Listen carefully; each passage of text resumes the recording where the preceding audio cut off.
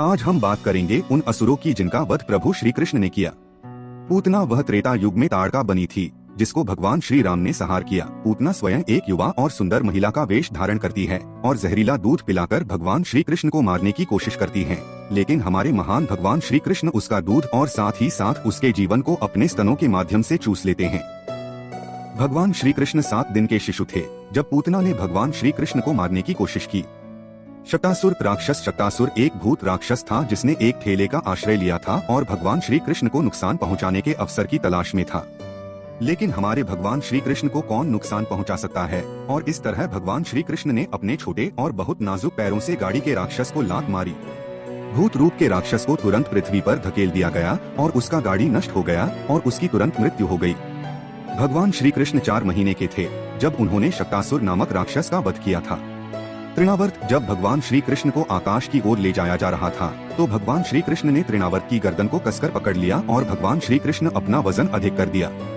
तृणावर्त को भगवान श्री कृष्ण ने बहुत भारी महसूस कराया जिससे दानव बेहोश हो गया और एक चट्टान से टकरा गया जिसने तुरंत तृणावर्त को मार डाला। अंग्रेजी शब्द टोर्नेडो संस्कृत के इसी शब्द तृणावर्त से लिया गया है।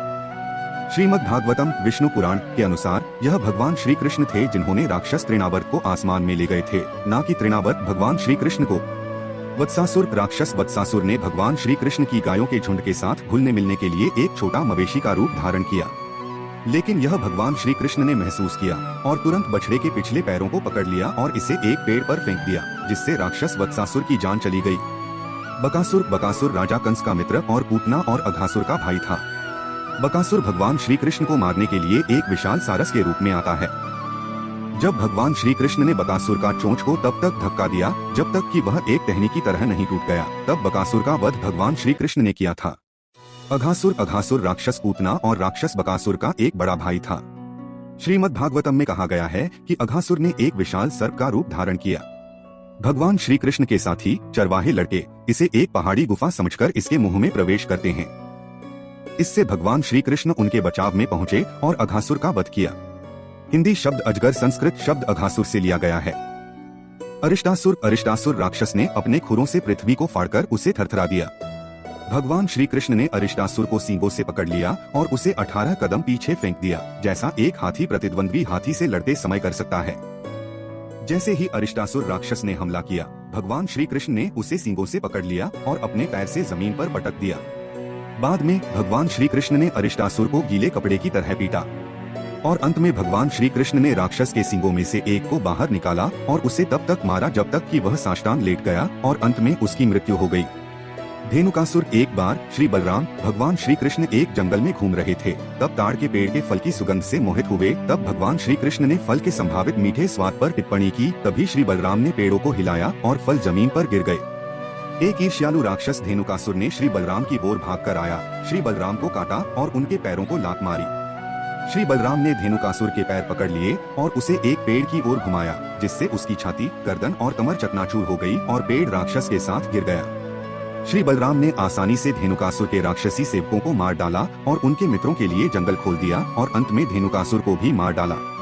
कालिया सर्प वृंदावन में यमुना नदी में रहने वाला एक विषैला नाग था। इस कालिया नाग के विष से यमुना का जल उबल रहा था। यमुना की इस नदी के पास कोई पक्षी या जानवर नहीं जा सकता था और नदी के किनारे केवल एक अकेला कदम का पेड़ उग आया था। इस प्रकार इस सर्प कालिया को भगवान श्री कृष्ण ने अन्य दूर के स्थान पर अपना रास्ता दिखाया। नाग नथैया का उत्सव भगवान श्री कृष्ण की कालिया सर्प पर नृत्य करने और उसे वश में करने की कहानी से जुड़ा है। जंगल की आग यहाँ भगवान श्री कृष्ण अपने मित्रों के साथ विशाल भांडीरवन बरगद के पेड़ के नीचे दोपहर के भोजन का आनंद लेते थे। भगवान श्री कृष्ण ने भांडीरवन में कई लीलाएं की, जैसे गोपों और बछड़ों को एक विशाल जंगल की आग से बचाना और राक्षस वत्सुरा का वध करना। केशी असुर यह एक अश्व राक्षस था। इस राक्षस का वध करने के बाद भगवान श्री कृष्ण का नाम भगवान श्री केशव पड़ा। भगवान श्री हरि को भगवान श्री केशव के नाम से भी जाना जाता है क्योंकि उनके लंबे और सुनहरे बाल हैं। व्योमासुर ये असुर एक चमगादड़ राक्षस था। व्योमासुर नाम का एक शक्तिशाली जादूगर मायासुर का पुत्र था, जो एक चरवाहे लड़के की आड़ में दृश्य पर प्रकट हुआ था। एक चोर के रूप में खेल में शामिल होने का नाटक करते हुए व्योमासुर भेड़ के रूप में अभिनय करने वाला अधिकांश वाले लड़कों को चोरी करने के लिए आगे बढ़ा। जिस तरह एक शेर एक भेड़िए को पकड़ लेता है, उसी तरह भगवान श्री कृष्ण ने राक्षस व्योमासुर को पकड़ लिया क्योंकि वह अधिक वाले लड़कों को ले जा रहा था। भगवान श्री कृष्ण ने व्योमासुर को अपनी बाहों के बीच पकड़कर जमीन पर पटक दिया। फिर जब स्वर्ग में देवताओं ने देखा, भगवान श्री कृष्ण ने व्योमासुर को उसी तरह मारा जैसे कोई बलि के जानवर को मारता है। कुवलपीड़ा। जब श्री कृष्ण मथुरा में प्रवेश करते हैं, श्री कृष्ण द्वारा मारा गया हाथी राक्षस कंस भगवान श्री कृष्ण के मामा काल्यवन मुचकुंद महाराज द्वारा अग्नि के द्वारा मारा गया था। यह अग्नि उसी महाराज मुचकुंद की आंखों से निकलती है और काल्यवन को राख में बदल देती है। नरकासुर वह वही था जिसने 16,100 महिलाओं को अपहरण कर लिया था। वह श्री कृष्ण द्वारा मारा गया था और इस कारण से हम दीपावली दिवस मनाते हैं, जिसे नरक चतुर्दशी कहा जाता है। पहले के जीवन में ये सभी 16,100 भगवान अग्निदेव की संतान थे और उनकी भगवान श्री विष्णु से विवाह करने की दिव्य महत्वाकांक्षा थी। और इस प्रकार भगवान विष्णु ने इन सभी 16,100 महिलाओं से विवाह करने का वरदान दिया है। कुल मिलाकर भगवान कृष्ण 16,108 दिव्य देवी से विवाह करते हैं। बाणासुर उसके 1,000 हाथ थे।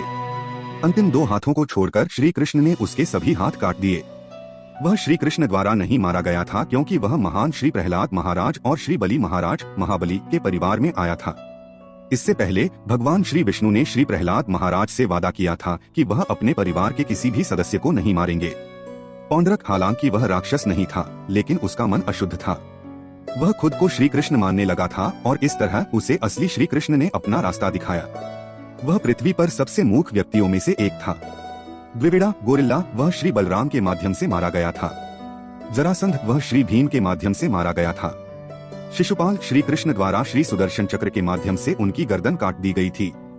वह पिछले जन्मों में हिरण्यकश्यप और रावण का रूप में था। शाल्व हालांकि राक्षस नहीं, वह मारा गया था। दंतवक्र वह अपने पहले के जीवन में हिरण्याक्ष और कुंभकर्ण का रूप में थे। चाणूर कंस का अंगरक्षक था।